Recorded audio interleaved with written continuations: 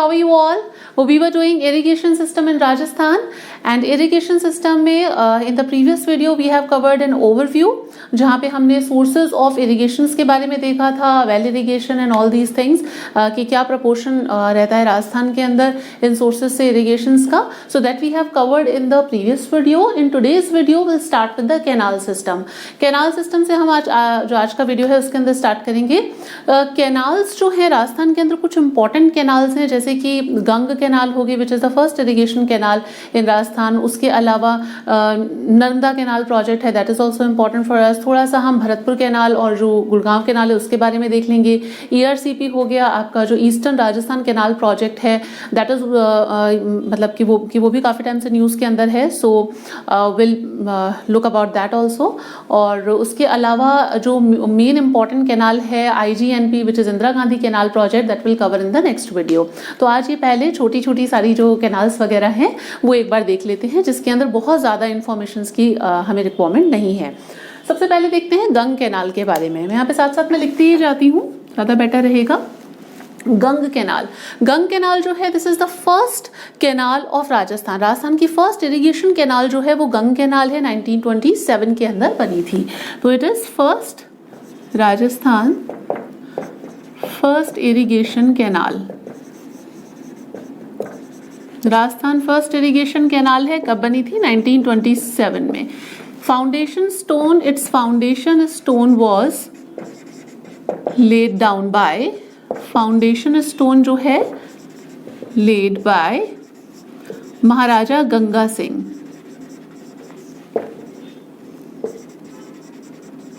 Bye Maharaja Ganga Singh. कौन महाराजा है? महाराजा गंगा सिंह. कहाँ के? बीकानेर के महाराजा थे. उन्होंने इसका फाउंडेशन स्टोन मतलब कि उन्होंने बनवाई थी ये canal. And it was inaugurated bye whom? Inaugurated by Lord Irwin. Lord Irwin, the then Viceroy. Lord Irwin ने इसे इनॉग्रेट किया था और इसकी फाउंडेशन स्टोन यानी कि बनाया किसने था? महाराजा गंगा सिंह ने बनवाया था 1927. ठीक है, ध्यान रखना इसके बारे में. इसकी अगर हम टोटल लेंथ की बात करते हैं तो टोटल लेंथ इसकी कितनी है? टोटल लेंथ है 129 kilometre. Out of that 112 kilometre in Punjab and 17 kilometre in Rajasthan. ये कैनाल निकाली कहाँ से गई है? दिस कैनाल इज, इसका ओरिजिन कहाँ से है? This canal is bought down from Hussainiwala, जो कि फिरोजपुर पंजाब के अंदर है, ऑन सतलज रिवर. ध्यान रखिएगा. सो दिस, ये जो कैनाल का ओरिजिन कहाँ से है? हुसैनी वाला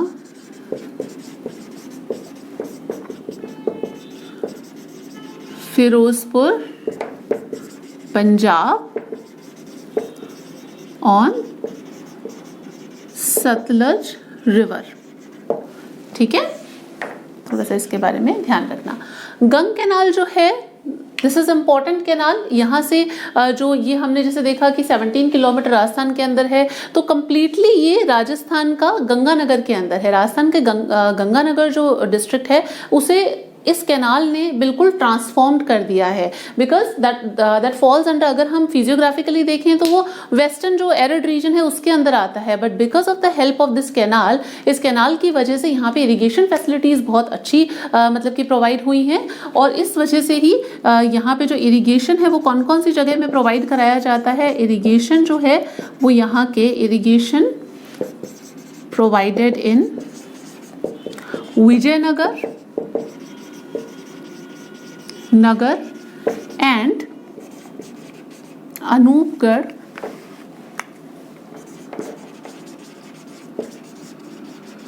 Vijayanagar and Anupgarh and surrounding area. इसका जो भी सराउंडिंग एरिया इधर वाला सराउंडिंग एरिया में इरिगेशन यहाँ से थ्रू दिस कैनाल किया जाता है. इसकी काफ़ी सारी ब्रांचेस वगैरह भी हैं, लालगढ़ वगैरह, तो ये इसकी कुछ ब्रांचेस भी हैं. लक्ष्मी नारायण भी इसकी एक ब्रांच है, तो उन ब्रांचेस के थ्रू पानी प्रोवाइड करवाया जाता है. ठीक है, इंपॉर्टेंट चीज़ें यही है इसके अंदर, थोड़ा सा ध्यान रख लीजिएगा. ओरिजिन कहाँ से है? ओरिजिन है इसका हुसैनी वाला, फिरोजपुर पंजाब से. और कौन सी रिवर से निकाली गई है? तो सतलज रिवर से। ध्यान रखना इंपॉर्टेंट है, सतलज रिवर से राजस्थान की फर्स्ट जो कैनाल इरिगेशन प्रोजेक्ट है गंग कैनाल है। फर्स्ट इरिगेशन प्रोजेक्ट 1927 के अंदर किसने बनवाया था? महाराजा गंगा सिंह ने, और inaugurated bye Lord Irwin. Clear है यहाँ से? ये यहाँ तक क्लियर है। एक और दूसरी कैनाल थोड़ा सा देख लो भरतपुर के बारे में, एक दो चीजें ही हैं। Bharatpur canal, this canal is drawn from western Yamuna canal. So इसको ड्रॉ कहाँ से किया गया है? Drawn from western Yamuna canal. Western Yamuna canal से इसे ड्रॉ किया गया है, मतलब वहां से इसका ओरिजिन है।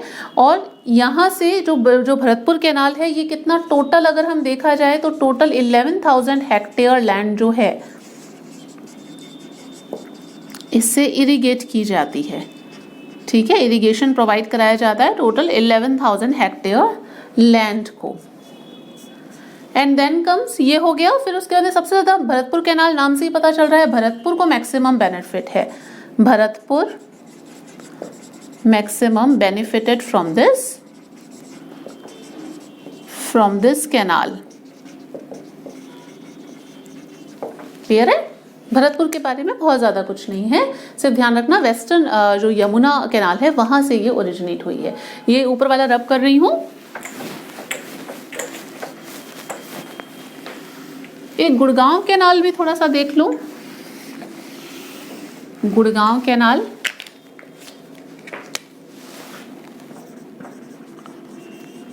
गुड़गांव कैनाल ये भी यमुना से ही निकाली गई है, ये भी यमुना से ही ड्रॉ की गई है। सो इसका ओरिजिन कहाँ से है? इसका भी ओरिजिन जो है वो यमुना से है। और यमुना में कहाँ से? ओखला से, है ना, ओखला जगह है वहां से इसका ओरिजिन है। जो गुड़गांव कैनाल है, गुड़गांव कैनाल से कौन से राजस्थान में कौन सी डिस्ट्रिक्ट को सबसे ज्यादा बेनिफिट होता है? भरतपुर को। और भरतपुर की भी Kaman and Deeg tehsil, Deeg tehsil, Kaman and Deeg tehsil of Bharatpur जो है मैक्सिमम बेनिफिट, मैक्सिमम बेनिफिट। ठीक है, कमान और डीग तहसील जो है भरतपुर की उसे मैक्सिमम बेनिफिट होता है किससे? गुड़गांव कैनाल से। गुड़गांव कैनाल का न्यू नेम जो है वो है यमुना लिंक कैनाल प्रोजेक्ट। ठीक है, Yamuna link canal project, it's new name, ये इसका नया नाम है गुड़गांव कैनाल। गुड़गांव कैनाल के बाद में देखते हैं एक और कैनाल के बारे में जो है नर्मदा कैनाल प्रोजेक्ट के बारे में। नर्मदा कैनाल प्रोजेक्ट,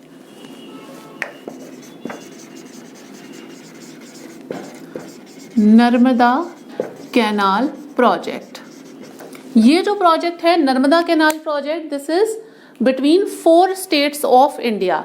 इंडिया के 4 स्टेट्स का ये प्रोजेक्ट है। कौन कौन से 4 स्टेट्स हैं? 4 स्टेट्स। एक तो अपना राजस्थान है, एक गुजरात है, एक इसके अंदर एमपी है और एक है महाराष्ट्र। ठीक है, महाराष्ट्र। राजस्थान, ये अपने इंडिया के जो 4 स्टेट्स हैं वो इस प्रोजेक्ट के थ्रू बेनिफिट हो रहे हैं। कौन कौन से? गुजरात और ये राजस्थान, गुजरात, एमपी और महाराष्ट्र। राजस्थान के अंदर राजस्थान का जो शेयर है इस प्रोजेक्ट में वो कितना है? राजस्थान का शेयर है 0.50 MAF, 0.50 MAF। MAF का मतलब क्या है? मिलियन एकड़ फुट। ये बेसिकली वॉल्यूम की एक यूनिट होती है, उसमें इसको डिफाइन करते हैं। ठीक है ना, तो 0.50 राजस्थान का शेयर है नर्मदा कैनाल प्रोजेक्ट के अंदर। क्लियर है? यहाँ से नर्मदा कैनाल प्रोजेक्ट जो है अगर हम इसकी टोटल लेंथ देखें, टोटल लेंथ इसकी कितनी है? 532 kilometre from Sardar Sarovar dam जो कि गुजरात में है टू राजस्थान। सरदार सरोवर डैम जो कि गुजरात के अंदर, वहां से राजस्थान तक की टोटल लेंथ कितनी है? इतनी। इसके अंदर 532 किलोमीटर लेंथ और इसमें से भी 74 किलोमीटर जो है वो कहाँ पे है? इन राजस्थान। 74 किलोमीटर राजस्थान के अंदर है। राजस्थान की कौन सी जो रीजन है वो इससे सबसे ज्यादा बेनिफिट होते हैं? ध्यान रखना, नर्मदा कैनाल प्रोजेक्ट जो है वो इरिगेशन और ड्रिंकिंग वाटर पर्पस दोनों के लिए ही है। So it actually benefit both. इस प्रोजेक्ट के थ्रू दोनों ही ड्रिंकिंग वाटर और इरिगेशन दोनों ही चीजों का बेनिफिट होता है। So both drinking and irrigation through this project.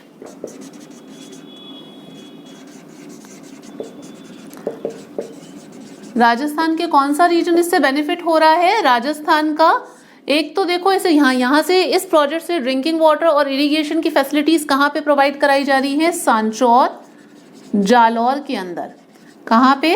Sanchore Jalore में। और दूसरा रीजन है गुढ़ामालानी। गुढ़ामालानी कहाँ पे है? गुढ़ामालानी तहसील कहाँ पे है?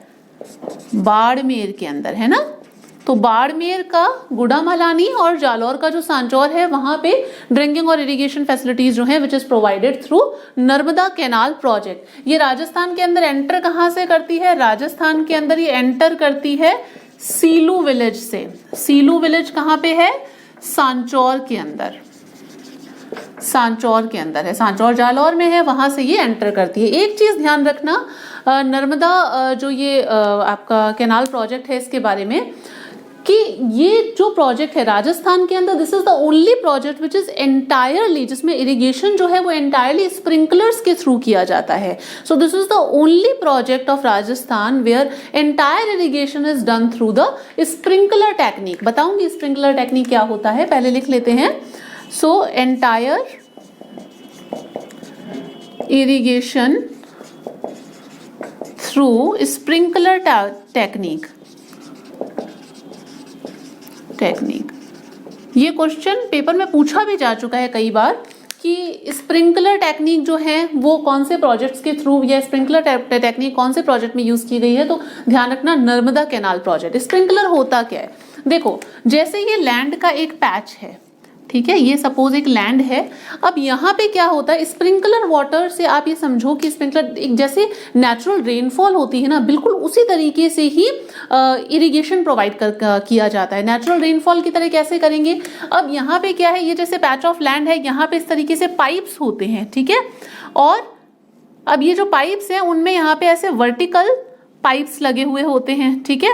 वर्टिकल पाइप्स लगे हुए होते हैं यहाँ पर डिस्टेंस पे, जैसे कि एक पाइप यहाँ पे है सपोज, एक यहाँ पे कनेक्टिविटी है थोड़ी थोड़ी डिस्टेंस पे, ठीक है। अब क्या होता है, अब इस पाइप्स में पंप के थ्रू वाटर प्रोवाइड करवाया जाता है और पानी सीधा हवा में उछलता है, ठीक है। बिल्कुल हवा में उछलेगा तो जब वो नीचे गिरेगा तो क्या होगा उस टाइम पे, बिल्कुल मतलब कि बिल्कुल जैसे बारिश की बूंदें होती है ना, बिल्कुल उस तरीके से ब्रेक होकर के स्मॉल स्मॉल ड्रॉप्स के रूप में ये पानी प्रोवाइड कराया जाता है। वाटर कंजर्वेशन की टेक्निक्स में आती है बेसिकली वाटर को कंजर्व करने के लिए ये इस तरीके से, जैसे स्प्रिंकलर हुआ और यहाँ पे जो क्रॉप्स उगी हुई हैं उन्हें इस तरीके से पानी मिलता है, ठीक है। क्लियर है, समझ में आ गया स्प्रिंकलर क्या होता है। सो नेचुरल जैसे रेनफॉल है उसी के तरीके से ही मतलब इरिगेशन की फैसिलिटी प्रोवाइड करवाना, उसे बोला जाता है स्प्रिंकलर टेक्निक। क्लियर है यहाँ तक? रब कर रही हूं, एक ERCP देख लेते हैं।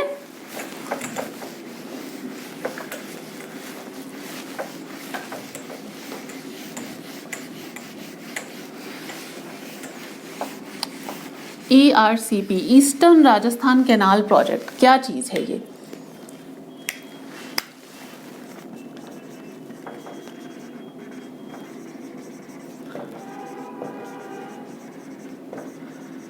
Canal project, eastern Rajasthan canal project. देखो, राजस्थान का जो बजट था 2018 वाला, उसमें इस प्रोजेक्ट को अनाउंस किया गया था।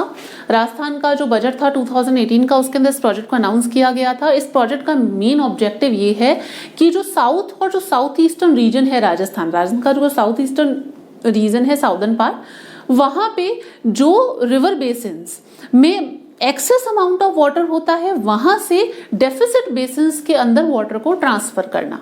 समझ रहे हैं? देखो जैसे साउथ ईस्टर्न रीजन, यहाँ पे देखो ये साउथ ईस्टर्न रीजन, यहाँ पे काफी सारी रिवर्स हैं। जैसे मॉनसून के टाइम पे जब यहाँ पे जो रिवर्स हमने देखी थी, काली सिंध वगैरह है, पार्वती है, मेज रिवर, तो इन रिवर्स के अंदर क्या होता है, एक्सेस अमाउंट ऑफ बहुत ज्यादा पानी आ जाता है। अब उसे क्या करना है, अब तो जहाँ पे जिस रिवर बेसिन के अंदर ज्यादा पानी होगा वहां पे फ्लड सिचुएशंस मतलब कि क्रिएट हो जाती हैं, और जिन बेसिन्स के अंदर इसके ही एडजॉइनिंग एरियाज में जिन रिवर बेसिन्स के अंदर पानी की डेफिशिएंसी होती है वहां पे ड्रॉट कंडीशंस क्रिएट हो जाती हैं। तो इसे बैलेंस करने के लिए इस प्रकार से एक प्रोजेक्ट बनाया गया है कि जिसमें जो एक्सेस पानी है इन रिवर्स का वो ट्रांसफर कर दिया जाए कहाँ पे, बनास, गंभीरी, बाणगंगा, मोरेल, ये जो डेफिसिट बेसिन्स हैं इसके अंदर पानी को ट्रांसफर कर दिया जाए। सो ये इस प्रोजेक्ट का मेन ऑब्जेक्टिव है। अभी recently it was in news also.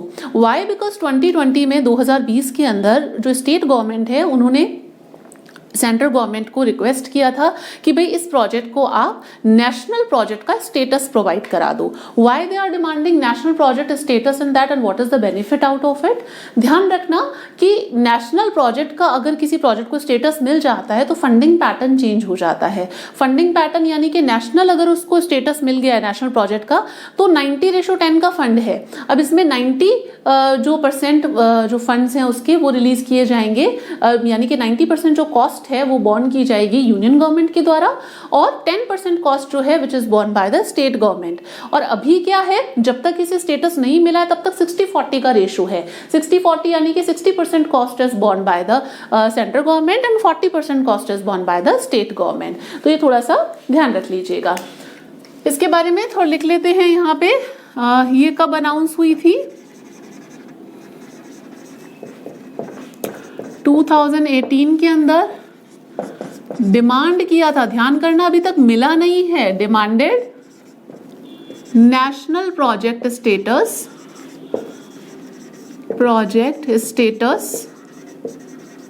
इन 2020। उसके बाद में यहां पे इसका ऑब्जेक्टिव क्या है? ऑब्जेक्टिव जो है वो क्या है? Excess water of river basins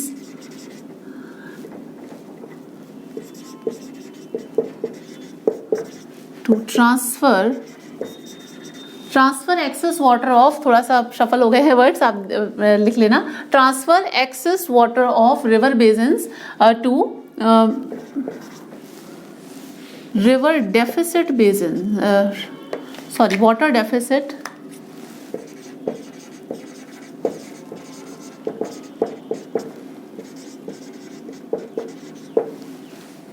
access water जो है जिन रिवर बेसिन्स का जिसमें पानी ज्यादा है उसे ट्रांसफर करना डेफिसिट बेसिन्स के अंदर। इससे क्या होगा? इससे mainly drinking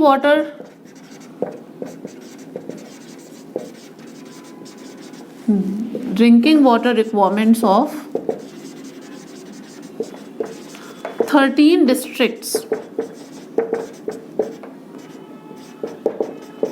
will be catered through this project। इस प्रोजेक्ट से 13 डिस्ट्रिक्ट्स जो हैं, कौन से डिस्ट्रिक्ट? जो ईस्टर्न साइड की और साउथ ईस्टर्न रीजन की ये जो डिस्ट्रिक्ट्स है ना, 13 डिस्ट्रिक्ट्स, यहाँ पे जो वाटर की अवेलेबिलिटी है, वाटर यहाँ पे प्रोवाइड कराना, ये डिस्ट्रिक्ट्स से बेनिफिट होंगी। कौन कौन सी? पूरा हाड़ौती आ जाता है, कोटा, बूंदी, बारा, झालावाड़, और ईस्टर्न साइड में कौन सा आ जाएगा? अलवर, भरतपुर, धौलपुर, करौली, सवाई माधोपुर, कोटा, ये अपने कोटा क्या, टोंक, दौसा, जयपुर और अजमेर, ये सारा जो ईस्टर्न प्लेन का जो है डिस्ट्रिक्ट्स वो, और ये इधर वाली, तो ये आ गई आपकी टोटल 13 डिस्ट्रिक्ट्स। 13 डिस्ट्रिक्ट्स कौन कौन सी? एक बार नाम भी लिख देती हूँ। कोटा, बूंदी, बारा, झालावाड़, कोटा, बूंदी, बारा, झालावाड़, एंड देन अलवर, भरतपुर, करौली, सवाई माधोपुर, ठीक है, देन जयपुर, दौसा, टोंक, अजमेर, ये सारी आ गई। ठीक है, हो गई 13। 3 4 5 6 7 8 9 10 11 12। कौन सी एक छूट गई भाई? दौसा, टोंक, अजमेर, जयपुर, धौलपुर। 1 2 3 4 5 6 7 8 9 10 11 12 13। वो तो गई 13 डिस्ट्रिक्ट्स पूरी। कोई एक आधी इसमें लिखना छूट गया होगा मेरे ख्याल से। तो ये वाली ही सारी डिस्ट्रिक्ट्स हैं, देख लो एक बार यहाँ पे। अलवर, भरतपुर, धौलपुर, सवाई माधोपुर, करौली, सवाई माधोपुर, दौसा, जयपुर, अजमेर, टोंक, बूंदी, कोटा एंड बारां और झालावाड़। ये 13 डिस्ट्रिक्ट्स जो हैं ये इसके अंदर आ जाती हैं। ठीक है, ड्रिंकिंग वाटर रिक्वायरमेंट्स यहाँ की पूरी होती है। उसके अलावा इरिगेशन जो है, इरिगेशन ये इस प्रोजेक्ट से 2.8 lakh hectare 2.8 lakh hectare land को इरिगेट किया जाएगा। इरिगेशन 2.8 लाख हेक्टेयर जो लैंड है उसमें इरिगेशन फैसिलिटी प्रोवाइड करवाई जाएगी। सो दिस इज अबाउट यहाँ पे दिस इज अबाउट इरिगेशन। ये वाला जो ERCP प्रोजेक्ट है अभी थोड़ा सा लेटेस्ट है और काफ़ी न्यूज़ के अंदर भी था, तो थोड़ा सा इसके बारे में ध्यान रख लेना। कौन कौन सी डिस्ट्रिक्ट्स इससे बेनिफिट होती हैं, कब अनाउंस किया गया था और इसे नेशनल स्टेटस के लिए बोला गया और इसका ऑब्जेक्टिव क्या है, ये कुछ चीज़ें आपको पता होनी चाहिए। सो this is all about in this video. In next video will cover IGNP जो कि इंदिरा गांधी जो कैनाल प्रोजेक्ट है उसके बारे में हम लोग नेक्स्ट वीडियो में कवर करेंगे। I hope you have learn something from this video. Please don't forget it to share it with your friends, and please do like the video and see you in the next video. Till then, stay connected. Bye.